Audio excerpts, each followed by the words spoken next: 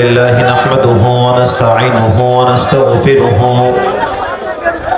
ونؤمن به ونتوكل عليه ونعوذ بالله من شرور أنفسنا ومن سيئات أعمالنا من يهده الله فلا مضل له ومن يضلل فلا هادي له فلن تجد له وليا مرشدا ونشهد أن لا إله إلا الله وحده لا شريك له هو الذي لا ضد له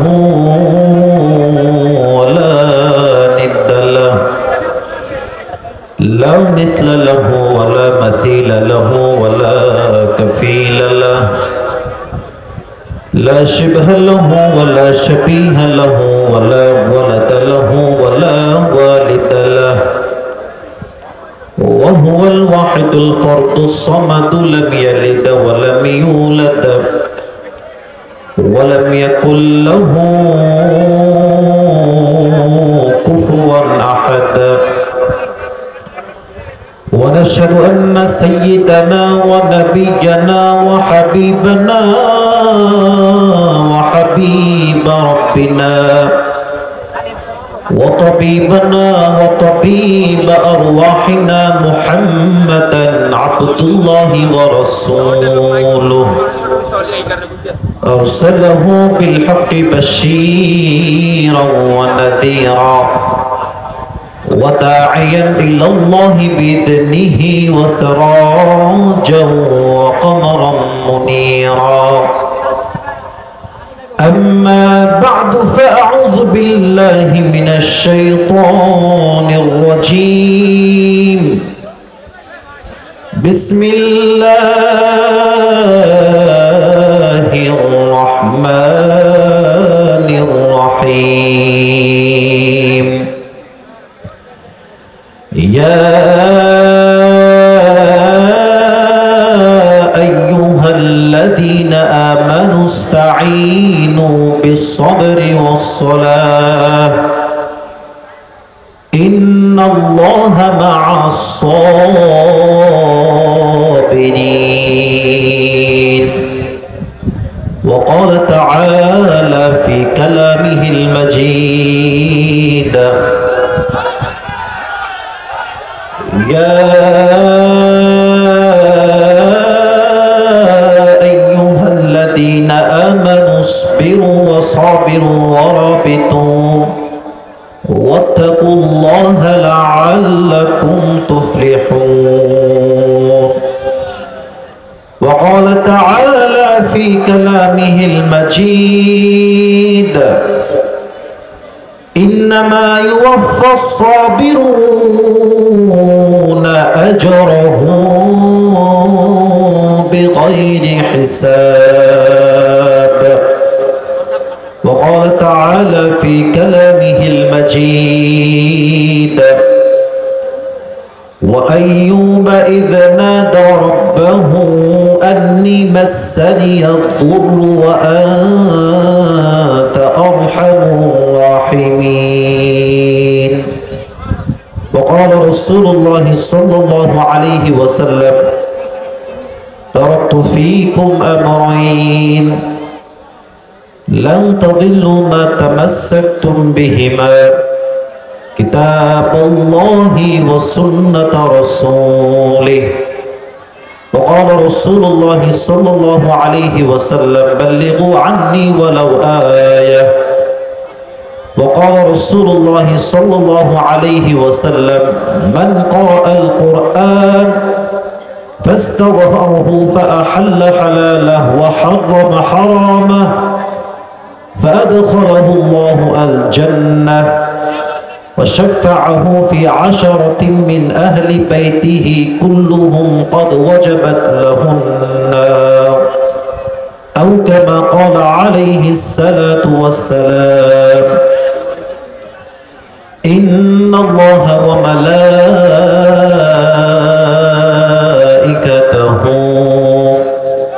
يصلون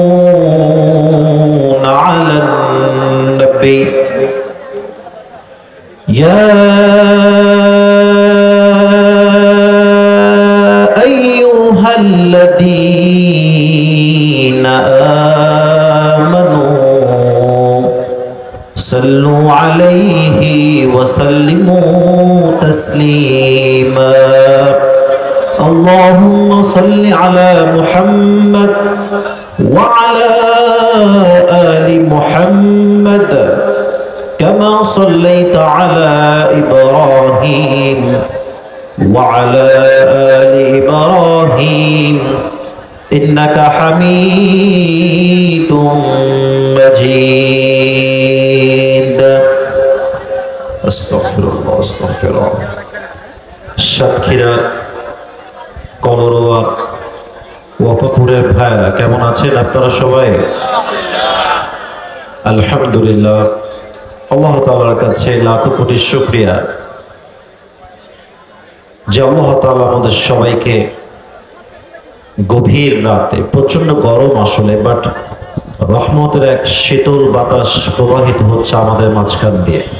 আমরা সকলেই রহমতের বাতাসের জন্য শুকরিয়া তার সকলেই পড়ছি আলহামদুলিল্লাহ। সর্বোপরি দরুদ এবং সালাম সাইয়্যিদুল কাউনাইন সাইয়্যিদুল মুরসালিন বিশ্ব মানবতার মুক্তির দূত নবী মুহাম্মদুর রাসূলুল্লাহ সাল্লাল্লাহু আলাইহি ওয়াসাল্লামের উপরে।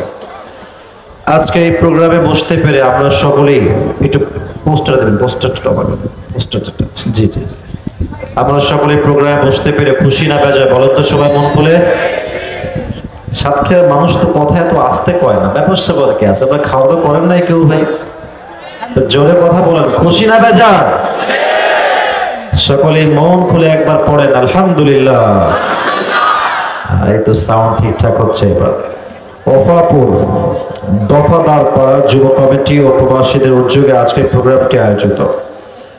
আজকে এই প্রোগ্রাম পূর্বে কথা বলেছেন আমার প্রিয় বড় ভাই, বিশিষ্ট ইসলামী চিন্তাবিদ, ইসলামী সঙ্গীত শিল্পী হযরত মাওলানা রবিউল ইসলাম খুলনা। আল্লাহ আমার প্রিয় ভাইকে নেক হায়াত দান করুন। সকলেই মন খুলে পড়া আমিন। আমাদের প্রোগ্রামগুলোতে কিছু বিষয় আমার খুব অপছন্দ হয়, যেমন আমরা লিখি প্রধান বক্তা বিশেষ বক্তা। এটা আসলে লেখা উচিত না। This is my personal point of view. এটা আমার ব্যক্তিগত কথা, আপনারা মানলেও আপনাদের বিষয়, না মানলেও আপনাদের একান্ত নিজস্ব বিষয়। আমার মনে হয় উপরে লেখা উচিত আলোচক বৃন্দ, নিচে আপনি যত আলোচক আছে নাম লিখে দেন। এত ডিভাইড করার কোনো দরকার নাই। হ্যাঁ, আমার বয়স সত্যি খুবই কম। রবিউল ভাই আমার চাইতে বয়সে অনেক সিনিয়র, যোগ্যতায় আমার চাইতে অনেক বেশি সিনিয়র। তবে বড় আফসোসের সাথে বলতে হয়, আমাদের দেশে যোগ্য আলেমের চাইতে, যোগ্য ব্যক্তির চাইতে ভাইরাল ব্যক্তির দাম আমাদের দেশে একটু বেশি দেওয়া হয় যুবক ভাই। This is the trend of Bangladesh. এটা আপনি মানে না মানলেও মানতে হবে, মানলে তো মানতেই হবে, কিছু করার নাই। এটা ঠিক না। আমাদের উচিত কোন একজন আলোচককে তার কথার ধরন দেখে নয়, বরং তার ইলম, ইখলাস, তাকওয়া দেখে তাকে জাস্টিফাই করা। একজন মানুষের ভিউ হওয়া,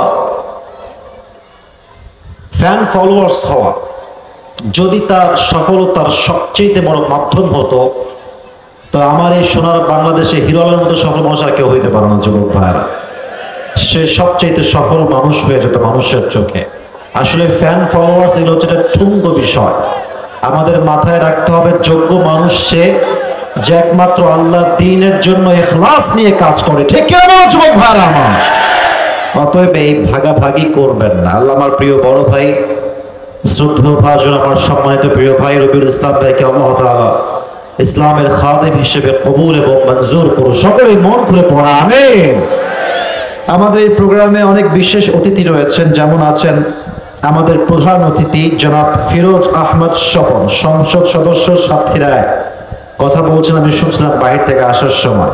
আর আমাদের সংসদ সদস্য ফিরোজ আহমদ ভাইকে ইসলামের খাদেম হিসেবে এবং জনগণের খাদেম হিসেবে কবুল এবং মঞ্জুর করুন। সকলেই মন খুলে পড়া আমিন। আজকে এই প্রোগ্রামে বিশেষ অতিথি আছেন জনাব মোহাম্মদ রবিউল হাসান, চেয়ারম্যান 12 নং যোগীখালী ইউনিয়ন পরিষদ। আরো আছেন জনাব মোহাম্মদ আব্দুল জলিল, সভাপতি 12 নং যোগীখালী ইউনিয়ন আওয়ামী লীগ। মাশাআল্লাহ। আল্লাহ আমাদের সবাইকেই জনগণের খাদেম হিসেবে এবং ইসলামের একজন প্রকৃত পক্ষের খাদেম হিসেবে কবুল করুন। সকলে পড়া আমিন। আমাদের এই প্রোগ্রামে সভাপতি আছেন জনাব মাস্টার মিজানুর রহমান, সাবেক প্রধান শিক্ষক ও সভাপতি ওয়াফাপুর দফাদারপাড়া জামিয়া মসজিদ। আমাদের সভাপতি সাহেব কি আসছেন? পেছনে আছেন? আপনি মাশাআল্লাহ, আপনি আমার ডানে আছেন। আল্লাহ আমাদের সভাপতি সাহেব জনাব মাস্টার মিজানুর রহমান সাহেবকে নেক হায়াত দান করুন। আপনারা আমিন কোন না কেন, বলেন না আমিন। আল্লাহ ওনার জানে মালে বরকত দান করুন, সকলে পড়া আমিন। উনি যেমন আজকের প্রোগ্রামে উপস্থিত থাকতে পেরেছেন, নেক্সট বছর যেন আবার থাকতে পারে সে তৌফিক দান করুন, পড়া আমিন। সর্বশেষ মাহফিল পরিচালনা রয়েছেন মোহাম্মদ মফিজুল ইসলাম, মাশাআল্লাহ সবার নাম পড়া ট্রাই করেছি। স্পেশালি এই প্রোগ্রামকে বাস্তবায়ন করবার জন্য আমার প্রবাসের ভাইরা অনেক সহযোগিতার হাত বাড়িয়েছে। আল্লাহ প্রবাসীর প্রত্যেকটা ভাইকে দেশের মাটিতে নিরাপত্তার চাদরে আবৃত করে আবার দেশের মাটিতে ফিরে আসার তৌফিক দান করুন, পড়ুন আমিন। এবং যারা এই প্রোগ্রামকে বাস্তবায়ন করবার জন্য দিন রাত পরিশ্রম করে কষ্ট করে এত সুন্দর একটি তাফসীর প্রোগ্রাম আয়োজন করেছে, আল্লাহ সবাইকে এর বিনিময় করে মৃত্যুর পরে যেন জান্নাতুল ফেরদাউসের ফয়সালা করে দেয়। সকলে একবার মন খুলে সর্বশেষ পড়া আমিন। এই ছিল আমাদের মাহফিলের ফর্মালিটি। মাহফিলের যে বিষয়গুলো একদম না বললেই নয়। আপনাদের পরিবেশ মাশাআল্লাহ অত্যন্ত সুন্দর, সত্যি অ্যাপ্রিসিয়েটেড। প্রত্যেক পাশে যুবক দিয়ে মাহফিলটা ভরে গেছে। অনেক মিডিয়ার ভাইরাও আসছেন, স্বাগতম জানাই মিডিয়ার ভাইদেরকে।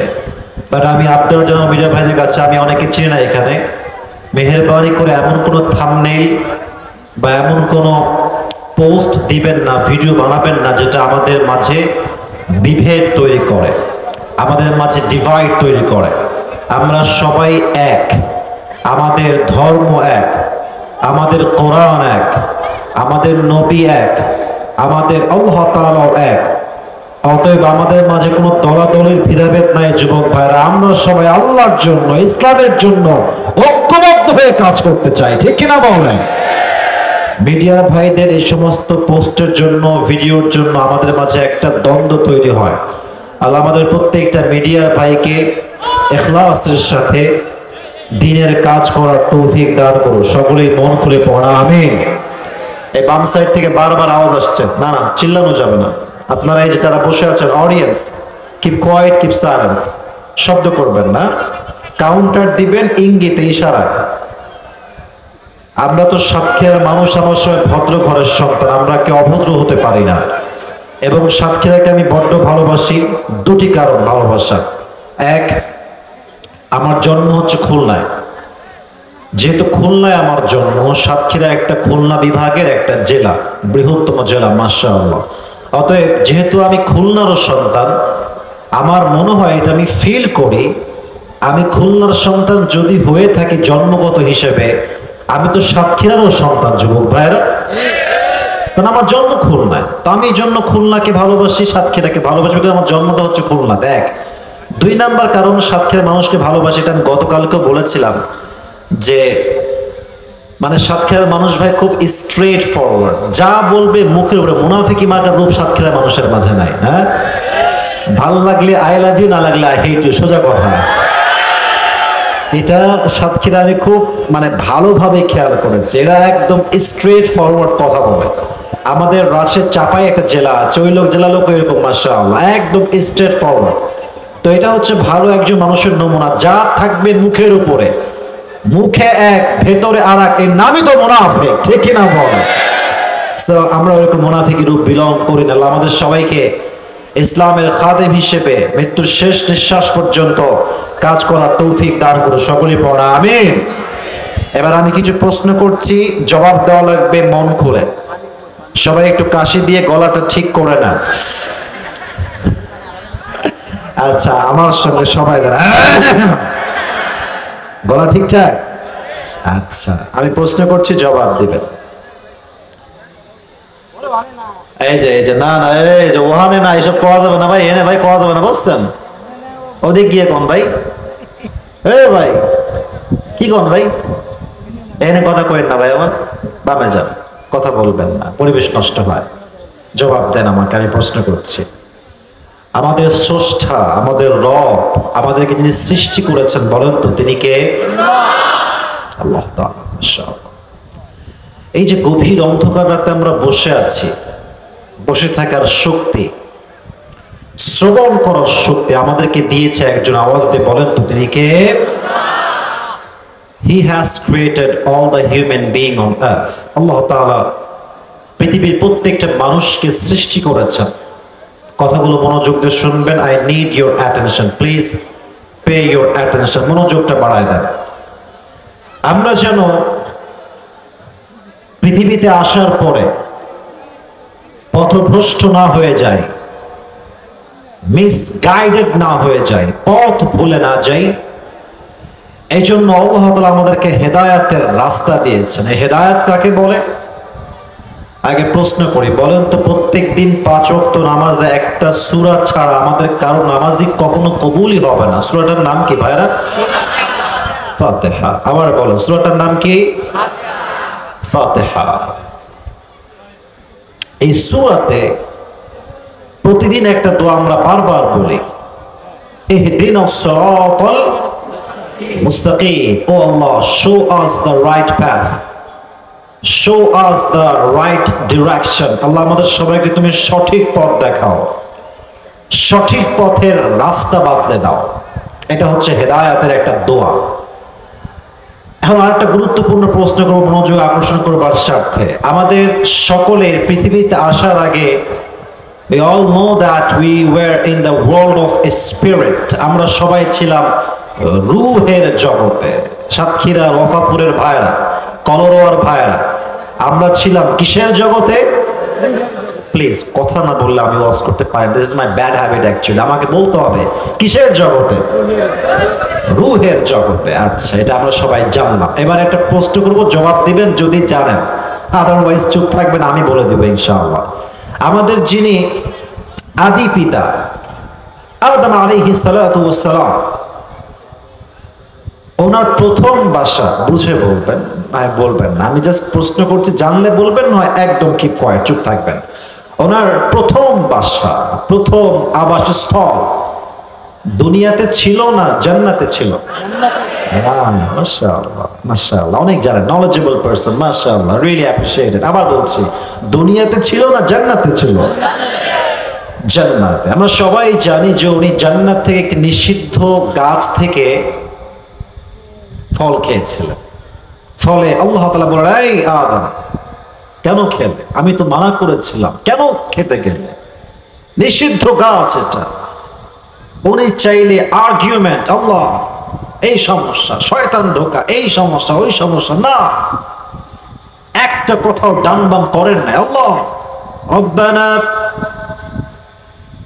যালামনা আনফুসানা ওয়া ইল্লাম তাগফির লানা ওয়া তারহামনা লানাকুনান্না মিনাল খাসিরিন। আল্লাহ, I have make a mistake, আমি তো ভুল করেছি। আল্লাহ তুমি তো দয়াময়, তুমি যদি আমারে মাফ না করো, তুমি যদি আমারে দয়া না করো, আমি তো ক্ষতিগ্রস্তের মাঝে সামিল হয়ে যাবো। আমাকে মাফ করে দাও। দোয়া করতে দেরি, আল্লাহর মাফ করতে দেরি হয় না। সুবহানাল্লাহ পড়ে সবাই। তবে একটা বিষয় আমি আয়াত থেকে বুঝেছি, এই স্পেসিফিক আয়াত থেকে, এটা একটু যুবকরা ভালো বুঝবে। যুবক ভাইরা এদিকে তাকান, look at my face, please listen to me with full concentration, মনোযোগ বাড়ান। যদিও মজার ছলে বলছি, বাট কথাটা I am just talking about the reality. Just একটু বুঝবেন, আমাদের আশেপাশে যে মানুষগুলো যে আমাদেরকে দেখায় যে খুব ভালোবাসে, আসলে সব ভালোবাসা কিন্তু ভালোবাসা না, স্বার্থপর মানুষ লুকিয়ে আছে এর মাঝে। দেখবেন মানুষের মাঝে আজকে মানুষ বেঈমান দ্বারা একদম ভরে গেছে পুরো সমাজটা ভাইয়েরা আমার। বিশেষ করে কিছু কিছু মেয়ে এই পরিমাণ বেঈমান হয়েছে যে একজন যুবককে, লেট মি টক, একজন মেয়েকে কখনো অসম্মান করা একজন যোগ্যতা সম্পন্ন ব্যক্তির কাজ হতে পারে না। উইথ ডিউ রেসপেক্ট বলছি, আমি নিজে এটা অবজার্ভ করেছি অনেক যুবকের থেকে, মেসেজ পড়ে, রিয়েল লাইফে শুনে। This is my observation. কিছু মেয়ে প্রেম করার সময় যে কারোর সাথে প্রেম করলেই হয়ে যায়, কিন্তু প্রেম করে 3 বছর একটার লগে, কিন্তু যখন বিয়ের টাইম আসে ওইটারে বাদ দিয়ে যার টাকা বেশি, যার চাকরি ভালো, যার ব্যবসার পজিশন ভালো, ও টাকলা হলে ওইটারে বিয়ে করে ফেলে। এটা হচ্ছে একটা বেঈমানের বড় একটা সূরত। তো মানুষ যখন বেঈমানি করে আমরা বলি যাই তোকে মাফ করবো, যা তোর কোনো ক্ষমাই আর নাই। বাট যখন আমাদের পা ধরে যে ভাই ভুল হয়ে গেছে, প্লিজ ফরগিভ মি, মাফ করে দেন, আমরা বলি যান যান, আয় মাফ করে যান যান যান যান। কিন্তু point, this is my point that I want to highlight here is, মাফ করে দেই, বাট আগে যে হৃদয়ে ভালোবাসার জায়গাটা ছিল ওটা থাকে না। কথা কি আমার বোঝা যায়? যায় যায় যায় দেখেন আদম কত সুন্দর কথা বলেছেন। আদম আলাইহিস সালাতু ওয়াস সালাম, আল্লাহ ওয়া ইল্লাম তাগফির লানা ওয়া তারহামনা, আমারে খালি মাফ করলেই হবে না, ওয়া তারহামনা, আপনি আমারে আগে যেমন ভালোবাসতেন ঠিক তেমনই ভালোবাসতে হবে। সুবহানাল্লাহ পড়বেন না আপনারা? কি তীক্ষ্ণ মেধা, কি তীক্ষ্ণ কথা। আল্লাহ মাফ করলেন এবং দুনিয়াতে নবী করে পাঠালেন। তিনি হচ্ছেন প্রথম পুরুষ, প্রথম মানব, the first prophet in the world, প্রথম নবী। আচ্ছা, আমাদের ধর্মীয় কিতাব মোট কয়টা বলেন তো? এই ভয় পান কেন রে ভাই আপনার? বলেন না সবাই কয়টা? আচ্ছা, একটা কিতাব যেটা from beginning to the last, that means এই সময়টা পর্যন্ত নাথিং হ্যাজ চেঞ্জড, একটা শব্দ পরিবর্তন হয় নাই, একটা অক্ষর পরিবর্তন আজ অব্দি হয় নাই। কিতাবটার নাম কি? মাশাআল্লাহ, অনেক অ্যাক্টিভ আপনারা। বলেন কিতাবটার নাম কি? আল কোরআন। এটা যার উপরে নাজিল হয়েছে তিনি হচ্ছেন মুহাম্মাদুর রাসূলুল্লাহ সাল্লাল্লাহু আলাইহি ওয়াসাল্লাম। আচ্ছা, তাহলে আমরা জেনেছি আমাদের প্রথম বাসা ছিল আদি পিতার থেকে জান্নাতে। তাহলে আমরা দুনিয়ার বাসিন্দা আসলে নই, আমরা কোথাকার বাসিন্দা? এখানে ওলামা একরাম হুজুররা কথা কয়, আপনারা কথা কন না, ছি ছি ছি ছি ছি। বলেন আমরা কি দুনিয়ার বাসিন্দা না জান্নাতের বাসিন্দা? এক বউ তার স্বামীরে বলতে, স্বামী আচ্ছা, বউ এত সুন্দর হওয়ার পরেও এই ছেলে পেলে এত লুচ্চা হয় কেন, অন্য মেয়ে দেখে কেন? মানে বউ তার স্বামীকে বলছে, তো স্বামী জবাব দেখেন।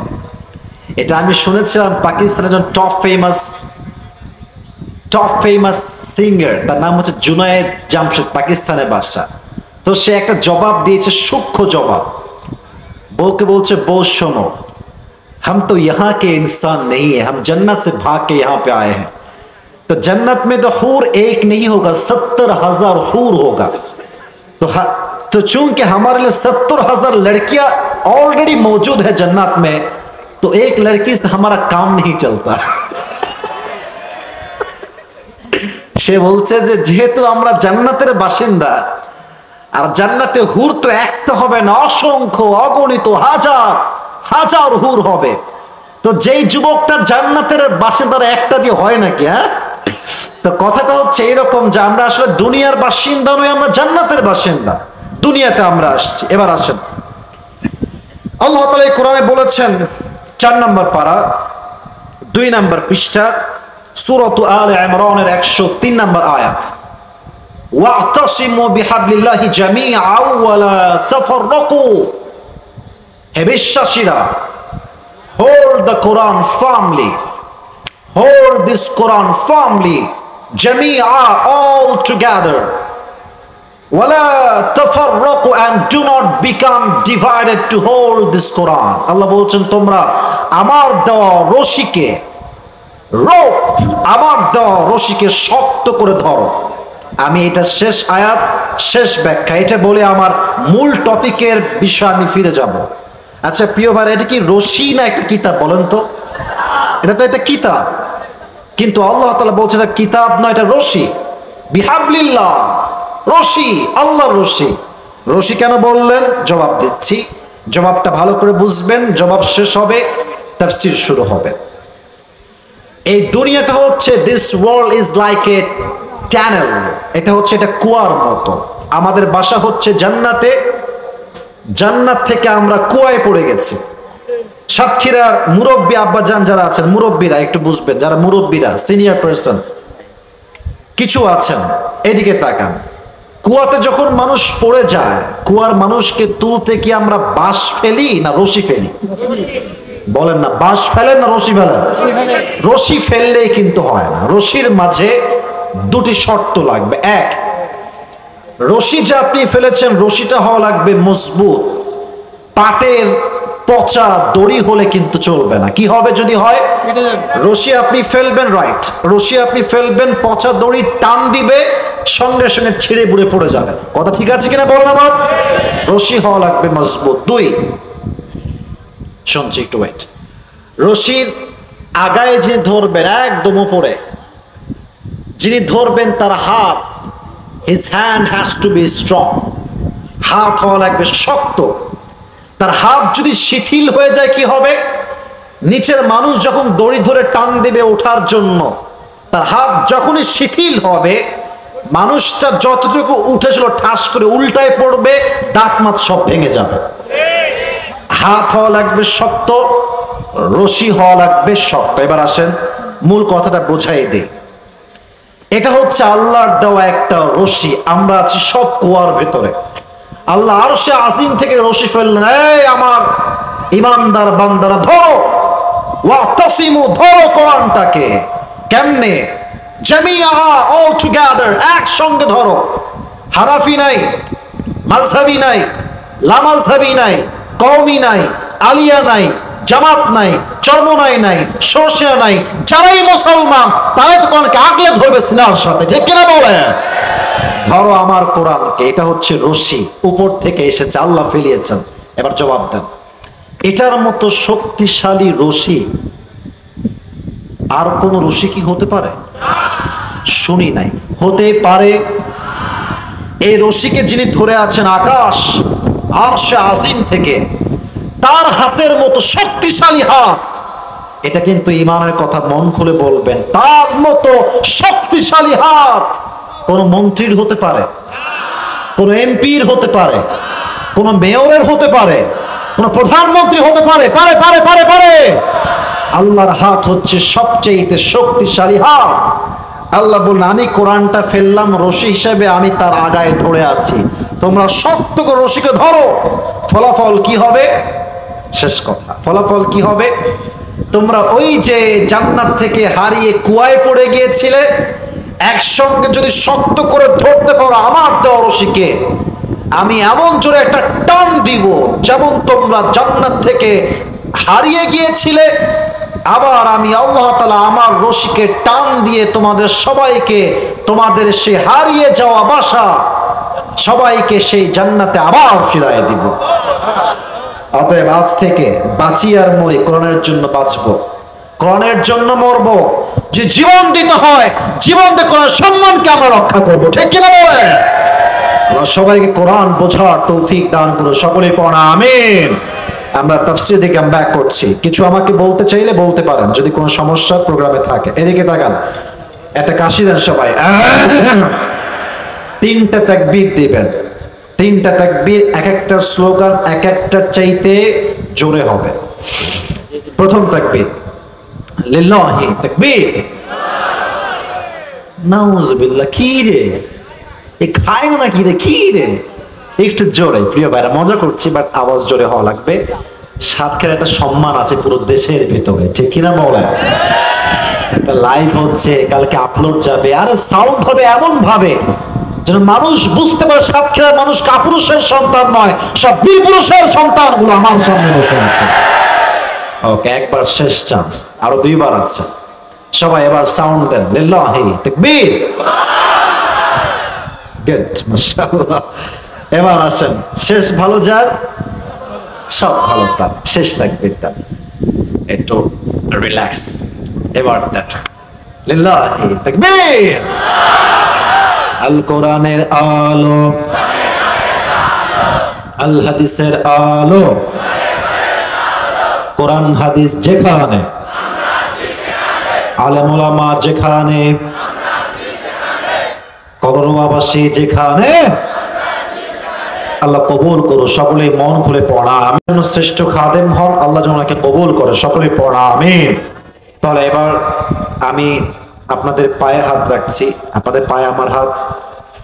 একদম ঠান্ডা মাথায় কথাগুলো শুনবেন। হ্যাঁ, আমি একটা কথা বলছি, যদি আমার কথা কারো কাছে মনে হয় যে এটা কোরআন হাদিসের বাহিরে, ভুল কথা, সঠিক কথা নয়, আপনি আমাকে কাউন্টার দেন অথবা লিখে দেন, আমার কোনো আপত্তি নাই। বাট হ্যাঁ, if I'm talking about from Quran and Sunnah specifically, যদি আমি বলছি ঠিকঠাক, আপনাকে আমার কথা মনোযোগ দিয়ে শুনতে হবে, ডান বাম হতে পারবেন না।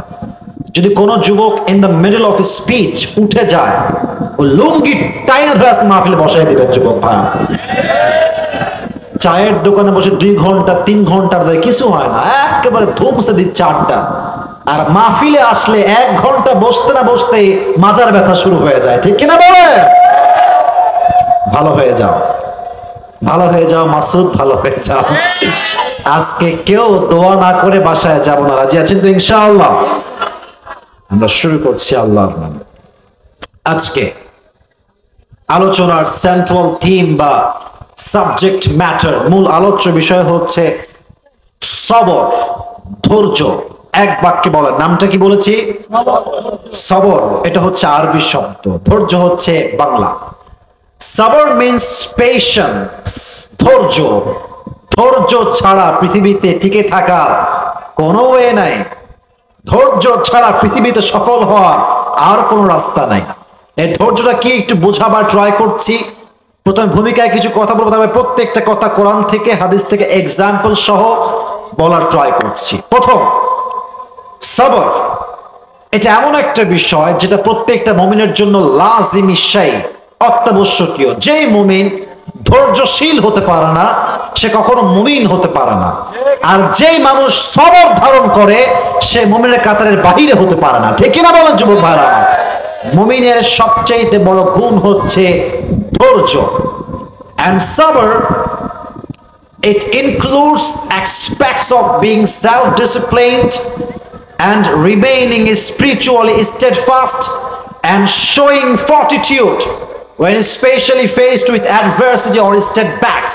সবর মানে হচ্ছে আমার জীবনে যা ঘটে যাক, সুনামি হয়ে যাক, তুফান হয়ে যাক, বন্যা হয়ে যাক, আমার কথা একটা, আল্লাহ যা করেছে আমি তো তাতেই খুশি হব, আমি মুমিন বান্দা, ঠিক কিনা বলেন? এটা হচ্ছে সবর। আধ্যাত্মিক ভাবে অবিচল থাকতে হবে।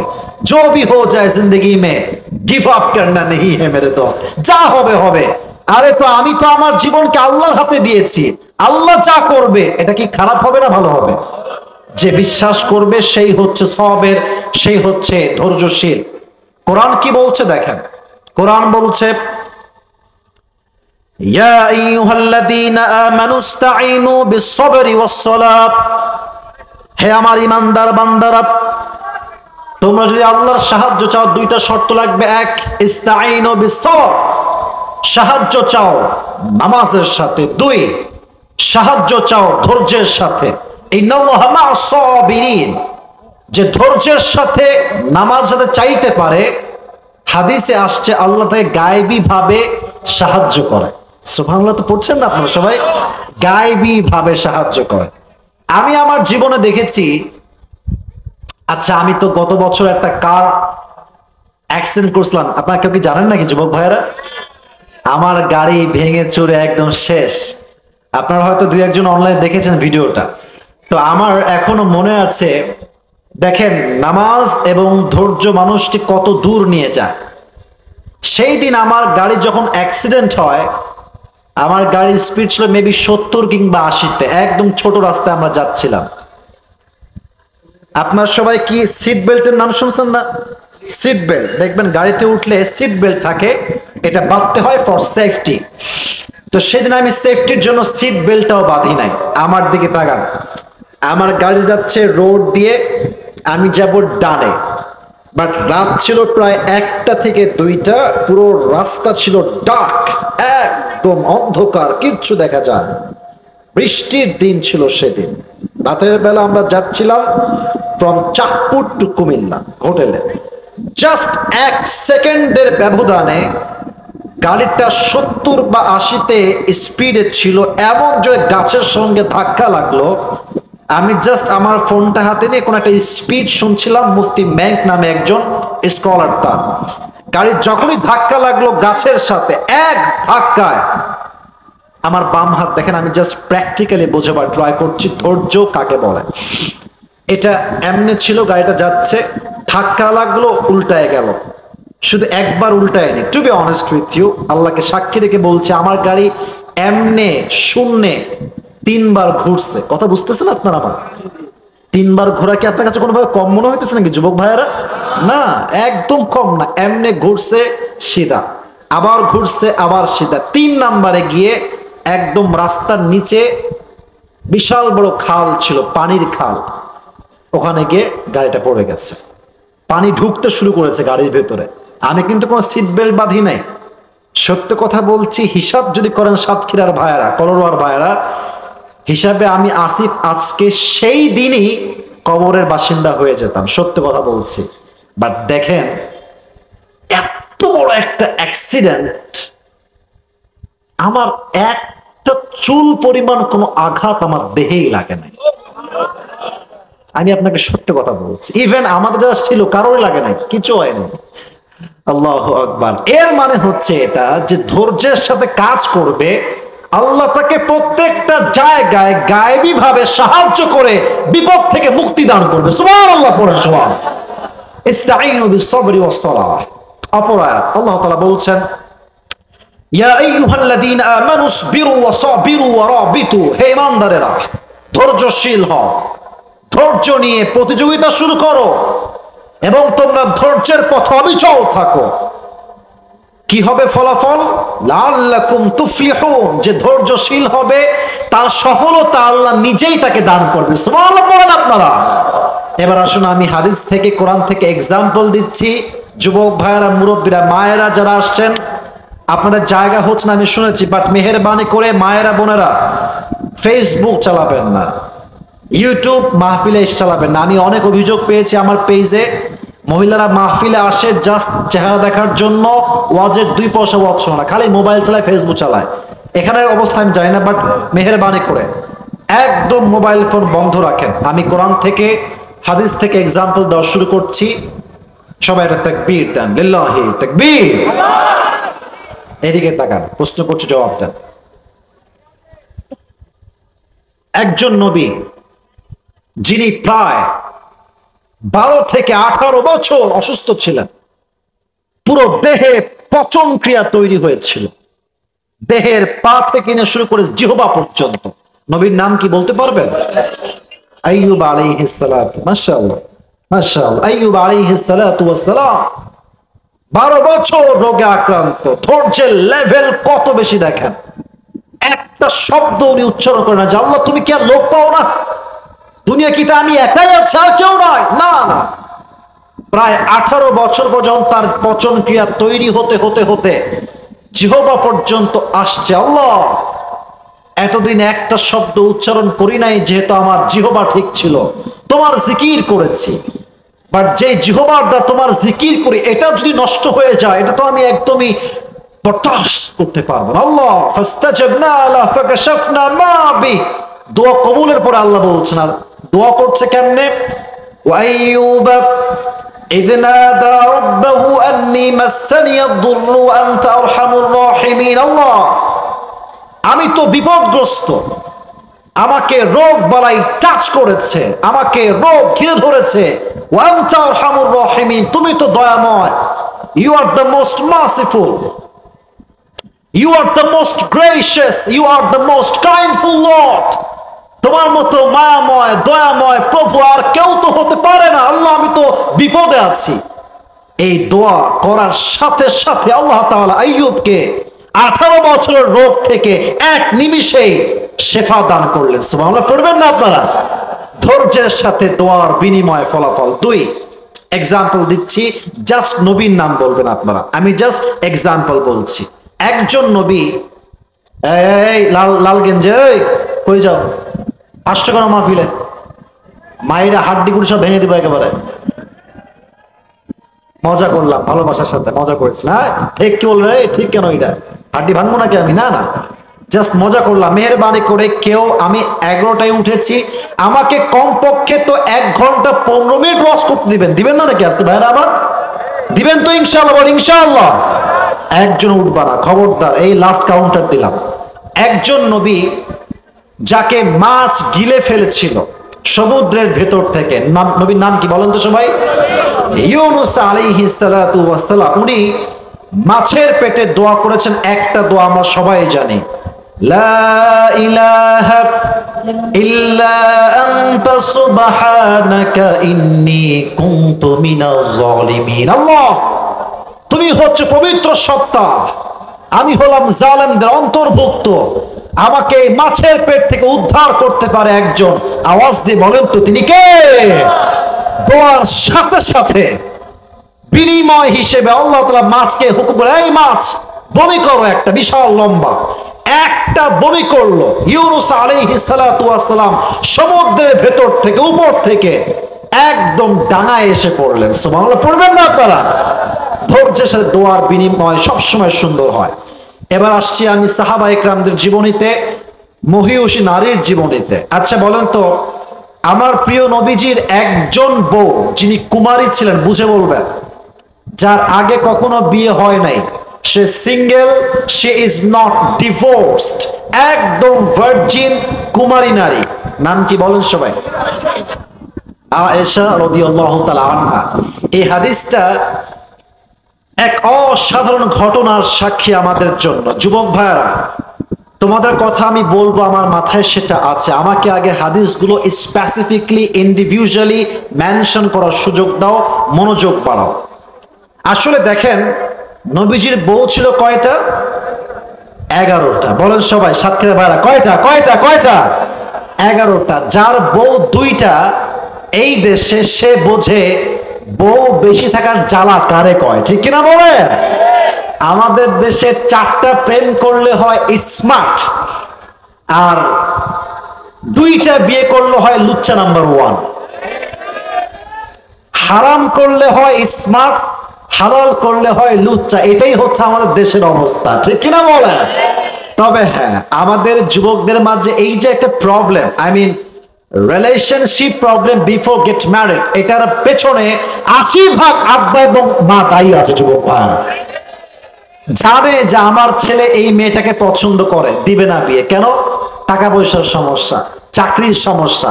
আর বিশেষ করে মেয়ের বাবা যারা আছে, কি বলবো দুঃখের কথা ভাই, একজন ছেলের কাছে তাকওয়া আছে, ইখলাস আছে, চরিত্র আছে, বিয়ে দিবে না। আর একজন গাঞ্জাখোর, গাঞ্জা খায়া কুল পায় না, বাপের টাকা আছে, সরকারি চাকরি আছে, মাথায় চুল না থাকলেও এর সঙ্গে বাপ তার মেয়েকে বিয়ে দিয়ে দিবে। শুধুমাত্র টাকার জন্য বিয়ে হয় না যুবকদের, আর এটার জন্যই সমাজে আজকে বিয়ের সংখ্যা কমে গেছে, জেনার সংখ্যা বেড়ে গেছে। যুবক ভাইরা ঠিক কিনা বল? তো নবীজির বউ ছিল মোট 11টা। তো উনি কেমনে মেইনটেইন করতেন, আমার দিকে তাকান। আচ্ছা, আপনারা কি লটারির নাম শুনছেন? লটারি বোঝেন তো সবাই নাকি? নবীজি প্রত্যেক মাসে ছোট্ট একটা পেয়ালা নিতেন, ছোট্ট একটা বাটি, সবার নাম লিখতেন, 1 2 3 4, প্রত্যেকটা বইয়ের নাম লিখতেন, লিখে বাটিতে ফেলতেন। কথা কি বোঝা যায়? বাটিতে ফেলতেন। প্রত্যেক মাসে লটারি একবার হতো।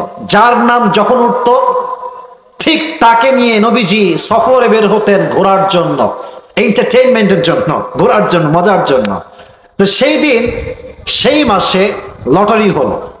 প্রথমেই যার নাম উঠেছে লটারি থেকে, তার নামই হচ্ছে আম্মা জান আয়েশা রাদিয়াল্লাহু তাআলা আনহা। সুবহানাল্লাহ পড়েন তো সবাই। নবীজি বলছে, আয়েশা যাও, রেডি হয়ে আসো, সুন্দর করে সেজে আসো। আয়েশা খুব দ্রুত রেডি হয়ে প্রস্তুত হয়ে আসছে। লম্বা হাদিস, প্রিসাইজলি শর্টকাটে বলছি, জাস্ট মেসেজ দেওয়ার জন্য সেজে আসছেন সুন্দরভাবে। এবার দূর থেকে তারা বের হয়েছে সফর করবার জন্য, বিশাল লম্বা সফর, ঘোরাফেরার জন্য। সফর শেষ, বাসায় কাম ব্যাক করবেন। আমাদের দেশে আগে এক সময় বিয়ে হতো পালকিতে করে, এখন হয়তো বা বেশি একটা হয় না। আগের যুগের বিয়ে হতো পালকিতে করে। তো নবীর যুগে যখন কোন নারীকে ঘুরতে নিয়ে যাওয়া হতো, একটা উট আনা হতো, উটের উপরে হাউদাজ বিশাল লম্বা একটা ছাউনি দিয়ে একটা পালকি করা হতো, পালকিতে বসানো হতো, দুই পাশ দিয়ে পর্দা ফেলে দেওয়া হতো, পর্দার সাথে প্রত্যেকটা মেয়ে বাহিরে ঘুরতো, রাজকীয় সিংহাসনে বসেছে। তারা এবার আয়েশাকে নিয়ে ঘুরতে বের হয়েছে নবীজি। যখন সফর থেকে কাম ব্যাক করবেন, ঠিক মাঝ পথে আয়েশা প্রকৃতির ডাকে সাড়া দেওয়ার একটা পালা আসলো। উনি বলেন, এই উটের সওয়ার থেমে যাও, আমাকে যাওয়া লাগবে, বিশেষ প্রয়োজন, স্টপ স্টপ, থেমে যাও। থেমে গেছে, নেমে গেছে। মজার বিষয় হচ্ছে আয়েশা শি ওয়াজ স্লিম, চিকন ছিলেন, মোটা না। দেখবেন চিকন মানুষ ভ্যানে উঠলে বোঝা যায় না, চিকন মানুষ রিক্সায় উঠলে বোঝাই যায় না। আর যদি মোটকা একখান ওঠে ভ্যানে, দেখবেন ভ্যানের টায়ার ব্লাস্ট হইল বলে। কথা ঠিক কিনা বলেন যুবক ভাইয়ারা আমার? তো আয়েশা রাদিয়াল্লাহু তাআলা যে নেমেছেন, উনি যে উঠবেন কিনা এটা সে টের পাচ্ছে না, কারণ তার স্লিম বডি, বোঝা যায় না। দীর্ঘ লম্বা সময় পরে উটের যে সাওয়ার ছিলেন তিনি ভাবলেন আয়েশা হয়তো বা উঠে গেছে, আমি কাম ব্যাক করি। উনি সঙ্গে সঙ্গে উট নিয়ে চলে আসছে, বাট আয়েশা কিন্তু এখনো আসেন নাই, উনি এখনো সেখানেই আছে। দীর্ঘ লম্বা পথ পাড়ি দেওয়ার পর দেখলেন যে আয়েশা তো ভেতরে নাই। উনি গেল কোথায়, কোথায় গেল, কোথায় হারায় গেল? একজন সাহাবী, তার নাম হচ্ছে সফওয়ান ইবনে মুআত্তাল রাদিয়াল্লাহু তাআলা আনহু, উনি বের হলেন আয়েশা খোঁজার জন্য। দূর পথ, লম্বা পথ পাড়ি দিয়ে আসছে আয়েশাকে খোঁজার জন্য। বিশাল মরুভূমি, চতুর্পাশে বালি আর বালি, কোনো পানি নাই, পুরো বালিটা চিকচিক করছে রোদের তাপে। দেখছে মাঝখানে একটা পর্দা দেওয়া আছে, একটা চাদর মুড়ি দিয়ে একজন মহিলা শুয়ে আছে। উনি ওখানে গিয়ে কাশি দিলেন। আয়েশা উঠলেন, উঠে সুন্দর করে সব ঢেকে ঢুকে উঠলেন উটের হাওত আছে। লম্বা সফর তার সঙ্গে ফিরে আসলেন মদিনাতে, ওই দূর পথ থেকে। এদিকে মুনাফিকের সর্দার উবাই ইবনে সালুল সুযোগ পেয়ে গেছে। এই তো সুযোগ পাইছে এবার। আপনারা নাউজুবিল্লাহর জোরটা জোরে রাখবেন। আমি আগে বলছি উনি কি করে জানেন? উনি যখন ফিরে আসছেন, মুনাফিকের সর্দার পুরো মদিনায়, বলতে লজ্জা পাচ্ছি বাট হাদিসের জন্য আমাকে বলতেই হবে, পুরো মদিনায় লটিয়ে দিল যে আয়েশা নাকি ওই সাহাবীর সাথে জেনা করে বাসায় ফিরে আসছে। আচ্ছা আমাকে একটু বলেন তো, ইমান থেকে আমাদের প্রিয় আম্মা জান আয়েশা কারোর সাথে নবীজি বাদ দিয়ে পরকিয়া করতে পারে? পারে পারে পারে পারে জেনার মতো জঘন্য কাজ করতে পারে? পারে। এটা আমাদের ইমানের বিষয়, অসম্ভব, করতেই পারে না। বাট প্রিয় ভাইরা, বিপদে পড়লে কিন্তু আপন মানুষের চিরচেনা রূপটাও পরিবর্তন হয়ে যায়। যখন দেখবার টাকা আছে, পয়সা আছে, আরে তোর তো আমি ভালোবাসি, তুই তো আমার এলাকার ছেলে, তুই তো আমাদের গৌরব। টাকা নাই, পয়সা নাই, বাড়ি নাই, গাড়ি নাই, জব নাই, চাকরি নাই, ব্যবসা নাই, যারা তোমাকে আই লাভ ইউ বলতো, তা তোমার দিকে পরে দেখবা ঘুরে আর তাকাবে না। যুবক ভাইরা, দুনিয়াটাই হচ্ছে পুরোটা স্বার্থ দিয়ে ভরা। তো যখন মিথ্যা অপবাদ লুটিয়ে গেল, তখন আপন মানুষের রূপগুলো বের হয়ে আসলো।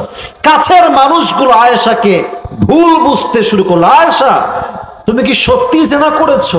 একটা মেয়ের জন্য এর চাইতে জঘন্যতম কথা আর কি হতে পারে? আল্লাহু আকবার। বাসায় আসছে আবু বকর রাদিয়াল্লাহু তাআলা আনহুর ঘরে। আব্বাজান বলছে, আয়েশা তুমি কি এই কাজটা করেছো, জেনা করেছো নাকি? আস্তাগফিরুল্লাহ। উনি বলছে, আব্বাজান don't you trust me, don't you believe me, আপনি আমাকে বিশ্বাস করেন না? আমি আপনার মেয়ে আয়েশা এটা করতে পারি? অসম্ভব। আচ্ছা ঠিক আছে, সমস্যা নাই, কোনো ব্যাপার না। তো বলছে, আয়েশা তুমি করেছো নাকি? না আব্বাজান আমি এগুলো কোনোভাবেই করি না। ঠিক আছে, যদি হয়ে যায় তওবা করে নাও। বলছে, তাই নাকি? আব্বাজান আপনি আমাকে বিশ্বাস করেন না তাই না? বের হয়ে আসছে। বের যখনই হবে গেট দিয়ে নবীজি আসছে। আয়েশা এদিকে আসো, কি হয়েছে? আয়েশা তোমার বিরুদ্ধে যা শুনছি যদি সত্য হয় তওবা করে নিও। এবার আয়েশা আর সহ্য করতে পারলেন না। নবী হে, ইয়া রাসূলুল্লাহ, ইয়া হাবিবাল্লাহ, আপনি আমাকে বিশ্বাস করেন না? পুরো দুনিয়া জায়গা আমার বিরুদ্ধে, কোনো সমস্যা নাই, আমার স্বামী আমাকে বিশ্বাস করে না, আমি কেমনে মানবো এটা? বলছে, না না বিশ্বাস করি, বাট মানুষ তো ভুল হতেই পারে।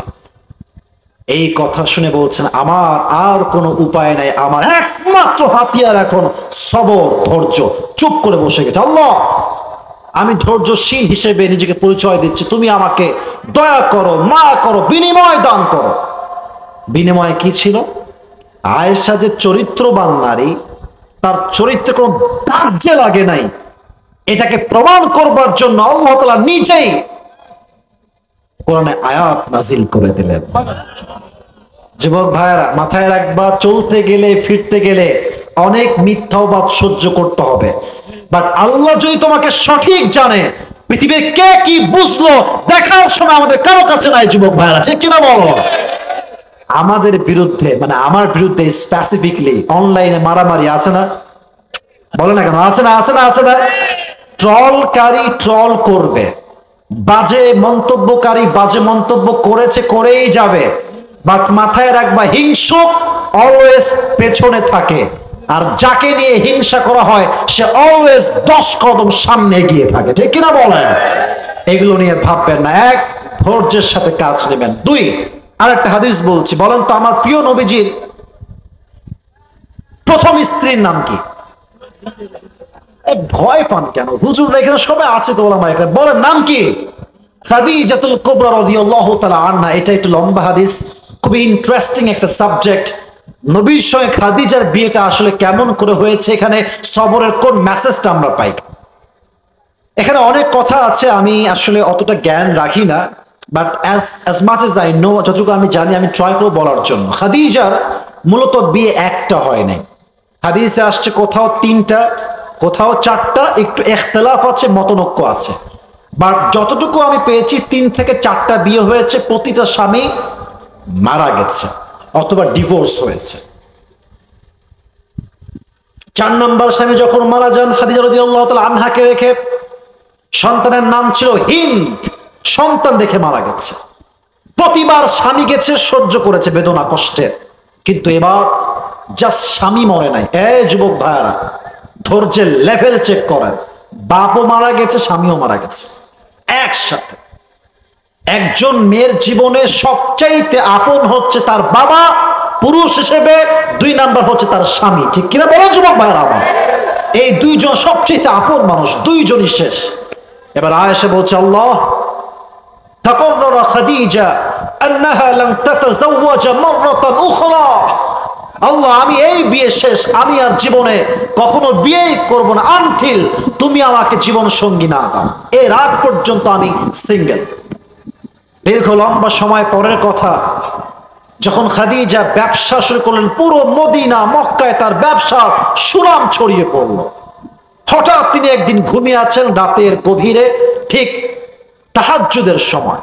মাথায় রাখবেন, ভোর রাতে যে স্বপ্ন আমরা দেখি তাহাজ্জুদে, এটা কবুল হওয়ার সম্ভাবনা একটু বেশি থাকে। সুবহানাল্লাহ পড়বেন না আপনার সময়? তাহাজ্জুদের সময় যে স্বপ্ন আপনি দেখবেন, মাথায় রাখবেন এটা মোটামুটি কবুল হয়তো বা হতে যাচ্ছে, অগ্রিম ভাববেন। তো উনি স্বপ্ন দেখেন, দিকে দেখেন, আমার চোখ দেখেন, আমি বোঝাচ্ছি। উনি ঘুমিয়ে আছেন, হঠাৎ দেখছেন পুরো রাস্তা, মাঠ, ঘাট অন্ধকার, অমাবস্যা রাতের মতো অন্ধকার। কিন্তু হঠাৎ তিনি আকাশে দেখলেন যে আকাশে একটা চাঁদ আছে, আর যখন তিনি চাঁদের দিকে তাকালেন, চোখ তুলে চাঁদ আকাশ থেকে ভেঙে ভেঙে জমিনে নেমে আসছে খাদিজার বুকের দিকে। আর পুরো অমাবস্যার রাত চাঁদের সেই আলোতে, পুরো অমাবস্যার রাতটা চাঁদের আলোতে পুরোটাই আলোকিত হয়ে গেছে। সুবহানাল্লাহ কোথায়? খাদিজা ভাবলেন যেটা আমি কি স্বপ্ন দেখলাম, ঠাস করে ঘুম ভেঙে গেছে, কি দেখলাম স্বপ্নের ভেতরে। এবার তার চাচা ওয়ারাকা বিন নাফেল আসছে, চাচা যান, আমি তো স্বপ্ন দেখলাম চাঁদ আমার দেহের উপরে ভেঙে ভেঙে পড়ছে, আর চাঁদের আলোতে পুরো দুনিয়াটা আলোকিত হয়ে গেছে, এর ব্যাখ্যা কি আমাকে বলেন। এবার তিনি তার ব্যাখ্যার জন্য তাওরাত খুললেন, ইনজিল খুললেন, দেখলেন ব্যাখ্যা কি হবে। বলছে খাদিজা, মাশাআল্লাহ মাশাআল্লাহ, গুড নিউজ, সুসংবাদ তোমার জন্য। কি সংবাদ? তাওরাত এবং ইনজিল পড়ে আমি বুঝতে পেরেছি শেষ নবীকে আল্লাহ তাআলা তোমার স্বামী হিসেবে কবুল করতে চলেছে। ওয়েট অ্যান্ড সি, থামো একটু, দেখতে পাওয়া সামনের দিকে। আচ্ছা, একজন বিধবা নারী, সে যদি জানতে পারে যে শেষ নবী আমার স্বামী হবে, তার কি আর ঘুম আসার কথা? তার কি ঘুম আসার কথা? যুবকরা বলো বলো বলো। তার আর ঘুম নাই, সারাদিন চিন্তা কবে আসবে আমার সেই স্বপ্নের পুরুষ আমার জীবনে, যার জন্য আমি অপেক্ষায় আছি দীর্ঘ সময় ধরে। একদিনের কথা, একজন দাসী এসে বলছে, ইয়া খাদিজা, মদিনাতে একজন যুবক এসেছে, যে যুবকটা অত্যন্ত ট্রাস্টওয়ার্দি, বিশ্বাসযোগ্য যুবক, যার ব্যবসায় হাত দিয়েছে তার ব্যবসা আলোকিত হয়ে গেছে। বলছে তাই নাকি? যাও তাকে ডেকে নিয়ে আসো আমার কাছে, তার সঙ্গে আমি ব্যবসা করব। এদিকে তাকা, এটা হচ্ছে খাদিজার ঘর, এটা হচ্ছে গেট। হাদিসগুলো বলতে গেলে মনের ভিতরে একটা আনন্দ কাজ করে। নবী যখন খাদিজার বাসায় মেহমান হিসেবে আগমন করেছে, নবীর চেহারা এতটা নূর ছিল, খাদিজার পুরো ঘরটা নবীজির চেহারার নূরে আলোকিত হয়ে গেছে। সুবহানাল্লাহ বলবেন না আপনারা? খাদিজা বলছে, এই তো মাশাআল্লাহ, এটাই মনে হয় শেষ নবী, এটাই মনে হয় আমার সেই স্বামী যাকে আমি আমার স্বপ্নে দেখেছি। এবার তিনি তাওরাত খুললেন, ইনজিল খুললেন, শেষ নবীর চেহারা কেমন হবে পড়বার জন্য পড়লেন। শেষ নবীর চেহারা হবে একদম উজ্জ্বল ফর্সা, কালো না, শ্যামবর্ণ না। নীল পাঞ্জাবি, কি আমার চোখ নাই ভাবতেছ? চোখ আছে বাবু। সাতক্ষীরার মানুষকে ভালোবাসতে ধমক দিচ্ছি কম। 12টা বেজে গেছে, আমি জানি, আমার তো 1 ঘন্টা সময় পার হয়েছে। আমাকে কি হাদিসগুলো শেষ করার সুযোগ দেওয়া যাবে না আজকে ইনশাআল্লাহ? আচ্ছা সবাই একটা, আমি বলি, আমি না, যে কোনো একজন যুবক যার বউ নাই, সে দাঁড়িয়ে এবার একটা তাকবীর দিবে। যার বউ নাই, সিঙ্গেল, লিল্লাহি তাকবীর বলবে। কে আছে? এমনি না ভাই,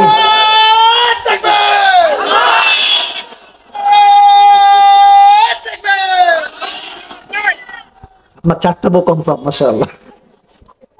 আল্লাহ ভাইয়ের তাকবীরকে কবুল করো, সকলে পড়া আমিন। আচ্ছা দেখেন, আমি জানি রাত 12টা বেজে গেছে, এটা আমি বুঝতেছি, আমি 11টার সময় আসছি, এটাও আমি বুঝতেছি, বাট কিছু কিছু জায়গা আছে এখানে আমরা শর্ত দিই 1 ঘন্টা, বাট যাদেরকে আমরা মন থেকে ভালোবাসি, এখানে আমার টাইম না, এখানে আমরা ভালোবাসার হিসাবটা সবার আগে করি যুবক ভাইরা, ঠিক কিনা বলো? এখন যদি কেউ উঠে যান, তাহলে আমি হাদিসগুলো আর বেশি দূর যাব না, আমি আগেই দোয়া করব আমার জায়গা থেকে। বাট আমার বিশ্বাস সাতক্ষীরার মানুষ কোরআনকে ভালোবাসে। আমার বিশ্বাস যদি আজকে আমার পরে আরো আলোচক থাকতো, সাতক্ষীরার প্রত্যেকটা মানুষ হয়তো বা ফজরের নামাজ পর্যন্ত ওয়াজ শুনে বাসায় ফিরে যেত, ঠিক কিনা বলেন? মেহেরবানি করে কেউ ডান বাম হবেন না, শেষ করতে দেন। সবাই একটা কাশি দেন, একটা তাকবীর দিবেন, লিল্লাহি তাকবীর। তো তিনি দেখলেন লেখা আছে শেষ নবীর মুখে লম্বা চাপ দাড়ি থাকবে। এই আমাকে চাপ দাড়ি লিখে কি ভাই আনস্মার্ট লাগতেছে নাকি? এই যুবকরা খ্যাত কথা কয় না কেন? আমাকে খ্যাত লাগতেছে যুবক ভাইরা? বলেন বলেন। না, আনস্মার্ট লাগে না, খ্যাত লাগে না, এবং আমার তো বিশ্বাস যে যুবকটা দাড়ি রাখে সে শুধুমাত্র পুরুষ নয়, সে একজন সিংহ পুরুষ, সে একজন বীর পুরুষ যুবক ভাই। বাট প্রবলেম হচ্ছে, কি বলবো, দুঃখের কথা, কিছু মেয়েদের দাড়ি নিয়ে অ্যালার্জি আছে, দাড়ি সহ্য করতে পারে না। তুমি কি অল্প বয়সে বুড়া হবা না কি গো, দাড়ি কেটে ফেলো। আর কিছু কিছু মেয়ে দাড়িওয়ালা যুবককে বিয়ে করতে চায় না। আমার ভদ্রতার সাথে 2টি কথা। 1 নাম্বার, যদি কোনো মেয়ে আমাকে দাড়ি দেখে পছন্দ না করতে চায়, বিয়ে না করতে চায়, আমার কথা একটা, আমরা খুলনার ছেলে, সাতক্ষীরার ছেলে, কথা স্ট্রেট ফরওয়ার্ড কথা, কোনো ভেজাল নাই। আমার কথা, যেই মেয়ে আমাকে দাড়ি রেখে বিয়ে করতে চাইবে না, ও তো আমার বউ হওয়ার কোনো যোগ্যতাই রাখে না যুবক ভাই। হ্যাঁ, 2 নাম্বার, একটু মাইন্ডে নিবেন না, একটু বুঝে শুনবেন। যদি কোনো মেয়ের আপনাকে দাড়ি দেখে পছন্দ না হয়, যে ভাইয়া আপনার দাড়ি আছে তো, আমার তো আসলে দাড়িওয়ালা যুবক পছন্দ না, তো ওর একটু সাইডে নিবা। সাইডে মানে আবার ওই সাইড না বাবা, নর্মাল। আপু এদিকে তো আসেন, কথা বলবো। কি কথা বলবেন? যে আপু, যেহেতু আপনার দাড়িওয়ালা যুবক পছন্দ না, তো আমি সাতক্ষীরার কলরোয়ার ছেলে, আমার এটা ব্যক্তিগত মতামত আপনার জন্য, আপনার মতো মেয়ের জন্য আমাদের মতো সিংহ পুরুষ দিয়ে হবে না, আপনার জন্য সবচাইতে perfect, better and best option আমার চোখে আপনি বিটিএস থেকে হিজরা নিয়ে এসে বিয়ে করে ফেলেন, ওটাই আপনার জন্য সফল। যেই মেয়েদের দাড়ি পছন্দ হয় না, এর নামে মুসলমান, কাজে মুসলমান হতে পারে না। যুবক ভাই, নবী আমার কমলিহি ওয়ালা, দো জাহানের বাদশাহ তুমি, প্যারা নবী সাল্লে আলা, দো জাহানের বাদশাহ তুমি, প্যারা নবী সাল্লে আলা, চাঁদের চেয়ে সুন্দর তুমি, নবী আমার কমলিহি ওয়ালা। সুবহানাল্লাহ বলেন সবাই। নবীর এই চাঁদ মাখা চেহারা দেখে খাদিজা কনফার্ম যে he is the last Messenger, এটাই তো শেষ নবী। হাদা নবিয়ুনা মুহাম্মাদুর রাসূলুল্লাহ সাল্লাল্লাহু আলাইহি ওয়াসাল্লাম। বাট মেয়ে মানুষ প্রস্তাব দিবে কেমনে, লজ্জার একটা বিষয়।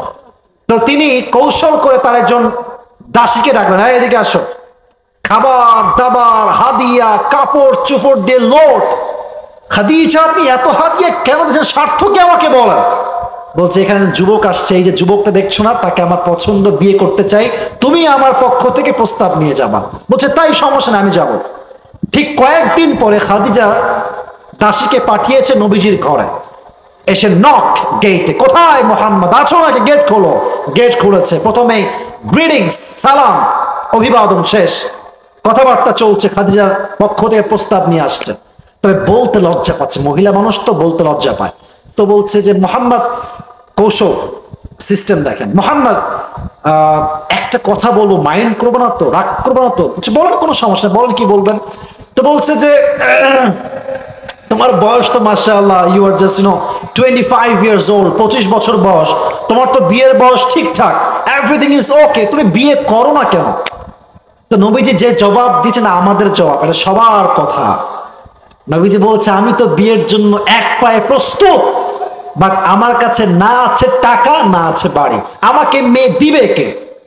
আমি তো মোহর দেওয়ার সামর্থ্য রাখি না, একজন মেয়েকে খরচ দেওয়ার সামর্থ্য রাখি না, আমি বিয়ে করবো কেমনে, কে আমাকে মেয়ে দিবে। এই আরব তল্লাটে এবার সে সুযোগ বুঝে কোপ মারছে, বলছে টেনশন নাই তো, আমার কাছে এমন একজন, এদিকে তাকা, আমার হাত আঙ্গুল দেখা, আমি হিসাব দিচ্ছি, আমার কাছে এমন একজন মেয়ে আছে যাকে বিয়ে করলে, এদিকে দেখো, একদম এদিকে, মোবাইল বন্ধ রাখো, আমার কাছে এমন একজন মেয়ে আছে যাকে বিয়ে করলে তোমার কোনো মোহর দেওয়া লাগবে না, আমার কাছে এমন একজন মেয়ে আছে যাকে বিয়ে করলে তোমার কোনো থাকার জন্য বাসা দেওয়া লাগবে না, আমার কাছে এমন একজন মেয়ে আছে যাকে বিয়ে করলে তোমার কোনো কাপড় চোপড় দেওয়া লাগবে না, আমার কাছে এমন একজন মেয়ে আছে যাকে বিয়ে করলে খাবার কোনো কিছু দেওয়া লাগবে না, সর্বশেষ লাস্টলি অ্যান্ড ফাইনালি আমার কাছে এমন একজন মেয়ে আছে যাকে তোমার কিছু তো দেওয়া লাগবে না, লাগবেই না, বরং তোমার যা লাগবে ব্যবসার জন্য,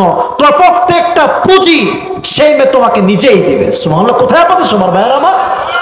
বলছে এই যুগে এইরকম মেয়ে, এটা কি আদৌ সম্ভব পাওয়া? বলছে অবশ্যই।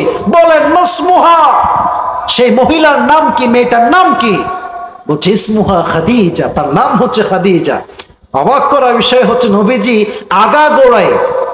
আগাগোড়ায় খাদিজাকে পছন্দ করতেন বিয়ের জন্য, বাট তিনি কোথাকার কোন ধনীর ঘরের দুলাল, আর তিনি সামান্য মধ্যবিত্ত পরিবারের সন্তান, প্রস্তাব দিবে কেমনে। আল্লাহ বলছেন পেয়ারা হাবিব, কোনো টেনশন নাই, আপনার পছন্দ আর দেওয়ার দায়িত্ব আমি আল্লাহ তাআলা। সুবহানাল্লাহ বলেন সবাই। এবার বললেন যে ঠিক আছে, আপনি তো প্রস্তাব দিয়েছেন, ঠিক আছে, এই যে যুবক যারা আছো একটু দিকে তাকাও, কোনো একজন মেয়ে প্রস্তাব দিলে একদম আমি এখনই বিয়ে করবো, না না, এটা সিস্টেম না। নবীজির সিস্টেম দেখেন, বলছে ঠিক আছে, আমি আমার চাচাকে নিয়ে আপনার বাসায় আসবো। চাচার নাম কি? মুরব্বীরাও বলেন চাচার নাম কি, বলেন বলেন। আবু তালেব। চাচাকে নিয়ে আসছে, বিয়ের ডেট তারিখ ফাইনাল, প্রিসাইজলি শর্টকাটে বলছি, বিয়ের ডেট তারিখ ফাইনাল। মাশাআল্লাহ, বিয়েও হয়ে গেল। বিয়ের জন্য মোহর লাগবে, কি দেওয়া যায় মোহর? 20টা উট দিয়েছে মোহর খাদিজাকে। এখন বিয়ের সময় যে মেহমানরা আসছে, ওলিমা লাগে না, খাওয়াইতে হয় না? কথা কোন, খাওয়াইতে হয় না যুবক ভাইরা? কি খাওয়াবে? খাদিজা বলছে আমার যে 20টা উট মোহর দেওয়া হয়েছে, এই 20টা উটকে আমার বিয়ের ওলিমা হিসেবে এখনই তোমরা জবাই করে ফেলো। সব জবাই হয়ে গেল, বিয়ে হয়ে গেল, বাসরবান। এটা আমার মেসেজের মূল জায়গা। ডান পাশে নবীজি বসে আছেন, বাম পাশে খাদিজা বসে আছে। খাদিজা বলছে, একটা প্রশ্ন করবো, আপনি রাগ করবেন না তো? বলছে, বলো কি প্রশ্ন? বলছে, আপনি কি জানেন যে আপনার মতো এরকম শ্রেষ্ঠ পুরুষকে, এই জাতির শ্রেষ্ঠ সন্তানকে, এই যুগের শেষ নবীকে আমি আমার স্বামী হিসেবে কেমনে পেয়েছি? বলছে, না, তা তো আমি জানি না, তা তো আমি জানি না, তুমি আমাকে বলো। বলছে, আমার প্রথম স্বামী মারা গেছে, দ্বিতীয় স্বামী মারা গেছে, তৃতীয় স্বামী মারা গেছে, চতুর্থ স্বামী সন্তান রেখে মারা গেছে, বাবাও মারা গেছে, but I was still patient. আমি ধৈর্যশীল ছিলাম। ধৈর্যর থেকে আমি কখনো এক চুল এক কদম ডান বাম করি নাই। আমার এই ধৈর্যের গুণের বিনিময়ে আল্লাহ তাআলা আমার মতো একজন বিধবা নারীকে সর্বশেষ নবীর প্রথম বউ হিসেবে কবুল করে নিয়েছে। ধৈর্যের বিনিময়, ধৈর্যের ফলাফল। এই জন্য কথা একটা, বিয়ে না হতে পারে, মাথায় রাখবেন, বিয়ে দেরিতে হলেও আল্লাহর কল্যাণ আছে, আগে হলেও আল্লাহর কল্যাণ আছে। আল্লাহ যা করেছেন যদি সবর ধারণ করতে পারবেন, মাথায় রাখবেন শেষ ফলাফলে আপনি হাসবেন। ঠিক কিনা বলেন? আচ্ছা, শেষ হাদিস বলে আমি শেষ করব। শেষ হাদিস, আমার নবীর একজন কলিজার টুকরা মেয়ে ছিল, নাম কি বলতে পারেন সবাই? আসতে কেন বললেন? বলেন সবাই, নাম কি? রাদিয়াল্লাহু তাআলা আনহা। আর একটা প্রশ্ন, আশা করছি পারবেন, আশা করছি অবশ্যই পারবেন। ফাতেমার স্বামীর নাম কি ছিল? আলী রাদিয়াল্লাহু তাআলা আনহু। শেষ প্রশ্ন, তাদের গর্ভ থেকে, ফাতেমার গর্ভ থেকে দুইজন সন্তান আসছে, এক হচ্ছে হাসান আর এক হচ্ছে মাশাআল্লাহ, এক হচ্ছে হাসান আর এক হচ্ছে হুসাইন। দেখেন ফাতেমার সবরের লেভেল কতটুকু, এটা শুনেই আমরা দোয়া করব। এদিকে তাকান, ফাতেমার ঘরে একবার অভাব আসলো, 3 দিন যাবত চাল নাই, ডাল নাই, ভাত নাই, কোনো খাবার নাই। এবার ফাতেমা বড্ড হতাশ, কষ্টে হয়ে যায়, না আর ওয়াজ করা যাবে না, বুঝে গেছি। আচ্ছা ঠিক আছে, আমি অধম সবর নিয়ে যে ওয়াজ করেছি প্রায় 1 ঘন্টা 10 মিনিট হয়ে গেছে। যতটুকু আমি, হলুদ গেঞ্জি, না না, দোয়া করে যাওয়া লাগে, বসেন বসেন বসেন, খবরদার, কাজ বাকি আছে, এখনো কাজ শেষ হয় নাই। তার মানে সাতক্ষীরাতে 12টার পরে আর ওয়াজ হয় না, ভালো, এটাও ঠিক আছে।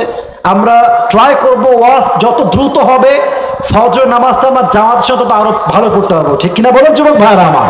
তো এদিকে দেখেন সবাই আমার ভাইরা, আমি সবর নিয়ে কথা বলেছি, আমি একটু পরে পুরস্কার দিব। তবে মেহেরবানি করে আমি একটা কথা জানতে চাই, আমি হয়তো বা আসার পরে একবার রুমাল কালেকশন হয়েছে। তোমরা কই যাও, কই যাও তোমরা? বসো। আশ্চর্য কথা, আমি বলি বসে পড়েন, বসে পড়েন। আমি ভাই ধমক দিচ্ছি, এটা মাইন্ড করবেন না, এটা ভালোবাসার ধমক আর কি। বলছিলাম কালেকশন নিয়ে একটু কথা বলতে বলেছে আমার কমিটি বৃন্দ, আমার কোনো ক্ষোভ নেই, রাখবে। দেখেন কালেকশন যেহেতু শুরুতে হয়েছে, আমার রবিউল ভাই করেছে, আমাকে তিনি বলেছেন বিষয়টা, আবার এদিকে রুমালও গেছে। এই মাহফিলটা, এদিকে যারা এখন আছেন তারা হচ্ছে আমার রিয়েল শ্রোতা, তারাই আসল কোরআন প্রেমিক। ঠিক কিনা বলেন যুবক ভাইরা? ওয়াজ মাহফিল হলে সবাই কিন্তু বক্তার ওয়াজ শুনতে আসে না, অনেকে বক্তার এই চেহারা দেখতে খালি মাহফিলে আসে আর ভাজা খাইতে আসে, ওয়াজ শুরু হইতে না হইতে গায়েব হয়ে যায়। বাট এখন যারা বসে আছে এরাই তো প্রকৃতপক্ষের কোরআন প্রেমিকরা আমার সামনে বসে আছে। ঠিক কিনা বলেন? আচ্ছা, আমি প্রশ্ন করছি, এই মাহফিলটা আগামীতে হোক, এটা আমরা সবাই চাই কি চাই না? এত আস্তে কম কেন ভাই? আমরা চাই কি চাই না? চাই কি চাই না? কারা কারা চাই? দুটো হাত তুলে আল্লাহকে দেখেন, মাশাআল্লাহ, হাত রাখেন, হাত উপরে রাখবেন। আমার ভলেন্টিয়ার্স ভাইরা এখন যাবেন,